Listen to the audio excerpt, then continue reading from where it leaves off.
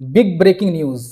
NTA ने अभी अभी ऐलान किया है कि 15 तारीख को जिन सब्जेक्ट्स का एग्ज़ाम होना तय पाया था उसकी तारीख को तब्दील कर दी गई है। पोंगल और मकर संक्रांति की वजह से इस तारीख में होने वाले सब्जेक्ट्स के एग्ज़ाम को तब्दील कर दिया गया है। तारीख कौन सी होगी इसे अभी नहीं बताया गया है, यानी कि 16 तक एग्ज़ाम है तो 16 के बाद ही 17, 18 किसी भी तारीख को वो शायद 1-2 घंटे में या कल या परसों अनाउंस कर दे कि 15 तारीख को जिन सब्जेक्ट्स का एग्ज़ाम होना था वो किस तारीख को होगा।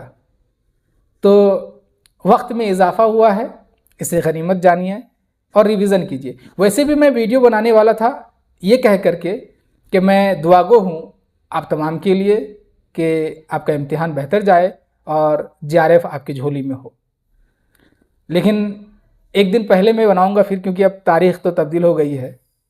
एक दिन पहले मैं ज़रूर आप लोगों को ऑल द बेस्ट कहूँगा।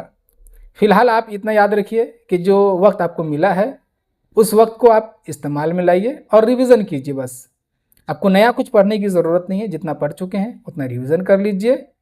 इंशाअल्लाह जेआरएफ आपका मुकद्दर होगा। अल्लाह हाफिज़।